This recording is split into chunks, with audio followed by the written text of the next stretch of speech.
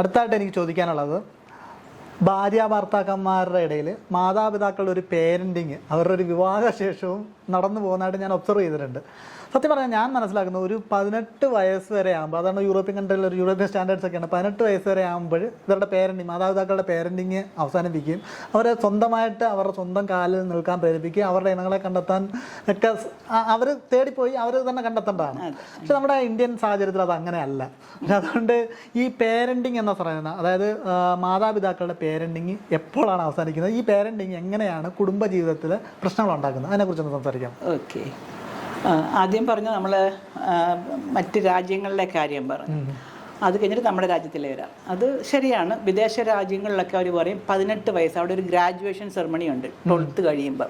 ഞാൻ 3 വർഷം US-ലുണ്ട്. അപ്പോൾ അവിടെ US-ലൊക്കെ ചെയ്യുന്ന ഗ്രാജുവേഷൻ സെറമണി വലിയൊരു സംഭവമാണ്. അപ്പോൾ കുട്ടികൾക്ക് 18 വയസ്സ് കഴിഞ്ഞ് പിന്നെ അവിടെ യൂണിവേഴ്സിറ്റിയോട്ട് വിടുക.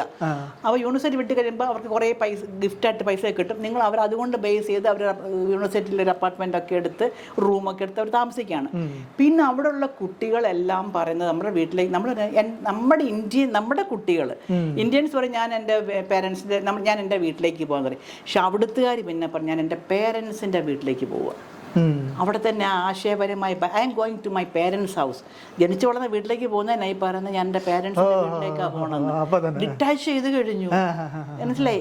ഞാൻ ആ വീട്ടിലല്ല ഇപ്പോ, ഞാൻ ഡിറ്റാച്ച് ചെയ്തു. ആ പേരൻസിന് നൗ യു ആർ, നീ നിന്റെയാണ്, നീ നിന്റെ ക്യാമ്പസിൽ എത്തുന്നതോടുകൂടി തന്നെ 18 വയസ്സ് കഴിഞ്ഞു, ഗ്രാജുവേഷൻ കഴിഞ്ഞു, നീ ഇനി നിന്റെ വഴിയാണ്, നീ പഠിക്കുക, നീ ജോലി കണ്ടെത്തുക.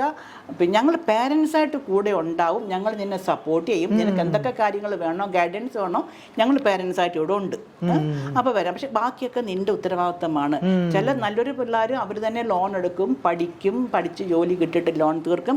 അല്ല, അവിടെ ജോലി പഠിക്കുന്നതിനോടൊപ്പം തന്നെ നല്ല പങ്ക് വിദ്യാർത്ഥികൾ ജോലി ചെയ്യും, എന്തെങ്കിലുമൊക്കെ ജോലി ചെയ്യും. ചിലപ്പം മാക്ഡൊണാൾഡ്സോ അല്ലെ എവിടെയെങ്കിലും മാളുകളിലൊക്കെ നിൽക്കുന്നതാവാം. പക്ഷെ അവരവർ പഠിക്കുന്നതുമായി ബന്ധപ്പെട്ട് ചിലർക്ക് ജോലി കിട്ടും, അല്ല ഇങ്ങനെയൊക്കെ. പക്ഷെ അവർ സ്വന്തമായി ജീവിച്ച് പഠിക്കുകയാണ്. സോ ആ ഡിറ്റാച്ച്മെന്റ്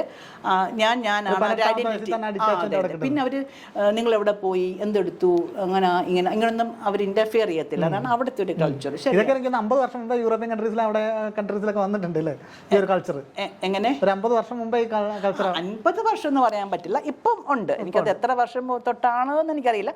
പക്ഷെ കുറേയൊക്കെ മുമ്പ് നമ്മുടെ നാട്ടിലെ പോലൊക്കെ ആയിരുന്നു കേട്ടോ. എൻ്റെ പ്രൊഫസേഴ്സ് ഒക്കെ പറഞ്ഞിട്ടുണ്ട്. ഒരു മാഡം പറഞ്ഞ് എനിക്ക് ഓർക്കുന്നുണ്ട്, അവർക്ക് പിന്നെ എന്താണ് അവരുടെ സൺഡേ ഡ്രസ്സ് ചെയ്ത് ഇടണമെന്ന് അമ്മയായിരുന്നു ഇട്ട് കൊടുക്കുന്നത്. ഇത് സൺഡേ ഡ്രസ്സ് ചെയ്ത് പിന്നെ മറ്റ് ഡ്രസ്സ് ഇങ്ങനെയൊക്കെ. സോ ഇത് ട്രാൻസിഷൻ, അതെ, കുറെ നാളായി ട്രാൻസിഷൻ ഉണ്ട് അവിടെയും സാമൂഹ്യ സ്ട്രക്ചറിലൊക്കെ ട്രാൻസിഷൻ ഉണ്ടായിട്ടുണ്ട്. അപ്പം അങ്ങനെയുണ്ട്. അപ്പം ഉത്തരവാദിത്തമല്ലേ അവരുടെ ഇവർ വയസ്സാവുന്ന മാതാക്കളുടെ അവരുടെ പേഴ്സണൽ ആയിട്ടുള്ള കണ്ടെത്തുന്ന അവരുടെ ഉത്തരവാദിത്തമാണ്. അല്ല, കുട്ടികളല്ല അവരെ നോക്കേണ്ടത്, കുട്ടികളുടെ ജോലിയല്ല പേരൻസിനെ നോക്കേണ്ടത്. അതായത് ഇവർ തന്നെയാണ് ഇവരുടെ ലക്ഷ്യത്തിലാക്കുക. അവരുടെ വീട്ടിൽ നിന്ന് അങ്ങനെ പോകുന്നത്. ഓക്കെ, അതെ. അപ്പോൾ അവിടെ കിരൺ പറഞ്ഞ കാര്യം ശരിയാണ്. അവരിപ്പം അവരുടെ രാജ്യം തന്നെ സീനിയർ സിറ്റിസനെ നോക്കാനുള്ള സംവിധാനങ്ങളൊക്കെ ഉണ്ടല്ലേ. കുട്ടികൾ നമുക്കുടെ കൾച്ചറിൽ മക്കൾ എന്നെ നോക്കണം, അങ്ങനെയല്ല. ആ ഒരു കൺസെപ്റ്റ് അവിടെ അങ്ങനെ ഇല്ല. രാജ്യം നോക്കും, അത് അങ്ങനെയുണ്ട്. നമ്മുടെ നാട്ടിൽ പേരൻറ്റിങ് എന്ന് പറയുമ്പോൾ നമ്മൾക്ക് പഠിച്ചു, നമുക്കിപ്പോൾ നമ്മൾ പഠിച്ചു കഴിഞ്ഞു, അവൻ അല്ലെ അവൾക്കൊരു ജോലി വേണം, അവളൊന്ന് കല്യാണം കഴിപ്പിക്കണം, അവനൊന്ന് കല്യാണം കഴിച്ച് കാണണം. ഇതൊക്കെ എല്ലാ മാതാപിതാക്കളുടെ ആഗ്രഹം എന്ന് പറഞ്ഞാൽ പോരാ, അവിടെ ഉത്തരവാദിത്തമായിട്ട് അവർ കാണുന്നുണ്ട്. ഞങ്ങളുടെ കണ്ണടയുന്നതിന് മുമ്പൊന്ന് കല്യാണം കഴിപ്പിക്കണം, ഞങ്ങളുടെ ഉത്തരവാദിത്വം എന്നുള്ള കൺസെപ്റ്റാണ് നമ്മുടെ മാതാപിതാക്കൾക്കുള്ളത്. അപ്പോൾ എന്ത് ചെയ്യുന്ന വെച്ചാൽ കല്യാണം കഴിപ്പിക്കും, ജോലി കിട്ടി കല്യാണം, ഭയങ്കര ഹാപ്പിയാവും. പക്ഷേ അവിടെ കൊണ്ടും ചിലർ പേരൻറ്റിങ് നിർത്തുകയില്ല. അപ്പോൾ ഞാൻ ഈ പ്രീ മാരിറ്റൽ കൗൺസിലിംഗ് ഡയറക്ടർ, അതിനകത്തൊരു സിലബസ് പേരൻസിനെയും പഠിപ്പിക്കും. പേരൻസിന് ഒരു സെഷനുണ്ട് ഈ കല്യാണം കഴിക്കുന്ന അവരുടെ പേരൻസിന്. അപ്പോൾ അവരോട് പറയും, നിങ്ങളുടെ പേരൻറ്റിങ് ഒക്കെ ഇതോടുകൂടി അങ്ങ് നിർത്തണം. അവരിനി ഒരു പുതിയ കുടുംബജീവിതം നയിക്കുക. ഭാര്യ ഭർത്താവ് അവർ തുടങ്ങുക, അവർക്ക് കുട്ടികളാകും. സോ വേറൊരു കുടുംബമാണ്. പേരൻറ്റിങ് നിർത്തുക, നല്ല പേരൻസ് ആയിട്ട് ഇരിക്കുക. വരുമ്പോൾ നല്ല ചോറും കറിയും വെച്ച് കൊടുക്കുക. മോനും മരുമോൾക്കും ഇഷ്ടമുള്ള സാധനം ഫുഡൊക്കെ ഉണ്ടാക്കി കൊടുക്കുക. പേരക്കുട്ടികളെയൊക്കെ നോക്കുക. സോ എൻജോയ് ചെയ്യുക. അതല്ലാതെ നമ്മൾ പേരൻറ്റിങ് ചെയ്യാൻ പോകരുത്. ചിലപ്പോൾ ചിലവർ നമ്മളെ കല്യാണമൊക്കെ കഴിഞ്ഞ് മോള് ഭർത്താവിൻ്റെ വീട്ടിൽ പോയി, മോളെ എന്തുകൊണ്ടടി, എങ്ങനെയുണ്ട്, ഇന്ന് അവിടെ എന്തായിരുന്നു, മീൻ വറുത്തതായിരുന്നോ, കിട്ടിയോ മീൻ? ഇല്ല അമ്മ, ഇന്നോട് മീൻ കറിയായിരുന്നു. മീൻ കറിയായിരുന്നോ, മോളെ നീ മീൻകറി കഴിക്കുമോ, മീൻ വറുത്തല്ലേ കഴിക്കാവുള്ളൂ, നിനക്ക് അമ്മയോടൊന്ന് പറയാൻ വയ്യ, അവിടുത്തെ മമ്മിയോട് പറയത്തില്ലായിരുന്നു മോളെ നീ മീൻകറി കഴിക്കില്ല, മീൻ വറുത്ത് വേണം, അമ്മ അതിന് കിട്ടിയില്ല അമ്മ. അപ്പോഴത്തേക്ക് അമ്മയും മോക്കും സങ്കടം, അമ്മയ്ക്കും സങ്കടം. ഇത് ഞാൻ എക്സാമ്പിൾ പറഞ്ഞതാണ്. ഇങ്ങനെയൊക്കെ എന്തൊക്കെയാണോ അവിടെയൊക്കെ ചെയ്യുന്നത് എന്ന് പറഞ്ഞ പോലെ തന്നെ മകൻ്റെ എവിടെയും വരും. കല്യാണം കഴിച്ചു വന്നു, അവർ ഞങ്ങൾ രണ്ടുപേരും പുറത്തോട്ട് നിന്ന് പോകും. എവിടെ പോവാണ്, ഇപ്പം അവിടെ പോകണോ? അപ്പം ഇവരുടെ പെർമിഷൻ കിട്ടിയിട്ട് അവളെ കൊണ്ട് അങ്ങോട്ടിരുന്ന് പോകാൻ പറ്റുള്ളൂ. അല്ലെങ്കിൽ പിന്നെ നിങ്ങൾ എപ്പോൾ വരും, പിന്നെ ഇവിടെ ചോറും കറിയൊക്കെ ഉണ്ടാക്കി വെച്ചിട്ടുണ്ടാവും കേട്ടോ, അല്ലെങ്കിൽ അവർ പോയി അവർ പുറത്തൊക്കെ ഒന്ന് കറങ്ങി ഫുഡൊക്കെ കഴിച്ചിട്ട് വന്നു, ഓ ഇന്ന് വേണ്ട, അതെന്താ ഇവിടെ ഞാൻ അത്താഴമൊക്കെ ഉണ്ടാക്കി വെച്ചിട്ടുണ്ടായിരുന്നല്ലോ, നിങ്ങൾ എത്ര ലേറ്റ് ആയത്? അപ്പോഴത്തേക്ക് മുഖമൊക്കെ ഇങ്ങനെ വീർത്ത് കെട്ടി ദേഷ്യപ്പെട്ടിരിക്കുക. അപ്പം എന്താണ്, ഇപ്പോഴും നിങ്ങൾ ഞങ്ങൾ പറയുന്ന പോലെ ചെയ്യണം, ഞങ്ങളുടെ അനുവാദമൊക്കെ വാങ്ങിയിട്ട് എന്തെങ്കിലുമൊക്കെ ചെയ്യാവുള്ളൂ. നമ്മൾ വീണ്ടും പേരന്റ് ഭർത്താക്കന്മാരെ വീണ്ടും മാതാപിതാക്കൾ പേരന്റ് ചെയ്തുകൊണ്ടേയിരിക്കുകയാണ്. സോ അത് നമുക്ക് പ്രശ്നങ്ങൾ ഉണ്ടാക്കും.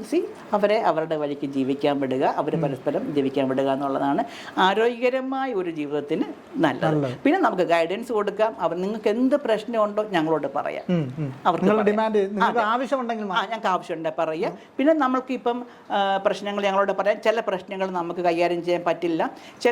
ചില പേരൻസ് തന്നെ കൗൺസിലിംഗ് എന്നും പറഞ്ഞ് മക്കളെ പറഞ്ഞു വിടുന്നവരുണ്ട്. വളരെ നല്ല രീതിയിൽ മക്കളെ നിങ്ങൾ അടുപ്പിച്ച് വഴക്ക് കൂടുന്നോ, നിങ്ങൾ അടുപ്പിച്ച് പ്രശ്നമാണോ, നിങ്ങളൊരു കൗൺസിലിങ്ങിന് പോകണം എന്ന് പറഞ്ഞ് പേരൻസ് ഇനീഷ്യേറ്റ് ചെയ്ത് കൗൺസിലിങ്ങിന് വരുന്നവരും ഉണ്ട്. അത് വളരെ നല്ലൊരു കാര്യമാണ്. പേരൻസ് അങ്ങനെ, കാരണം ഞങ്ങൾ ഇടപെട്ടാൽ ശരിയാവില്ല. ഞങ്ങളിപ്പോൾ ഇടപെടുവാണെങ്കിൽ ഞങ്ങളുടെ ബയസ്ഡ് ആയിരിക്കും. അല്ല, അവരുടെ മകൻ്റെയും മകളുടെയും സൈഡിൽ നിൽക്കുള്ളൂ. നിങ്ങളൊരു കൗൺസിലിങ്ങിന് പോകുക എന്ന് പറഞ്ഞ് വിടുന്ന അവസ്ഥകൾ ഉണ്ടാവാറുണ്ട്. സോ അതാണ് ഒരു ആരോഗ്യകരമായ രീതിക്ക് നല്ലതായിട്ടുള്ളത്.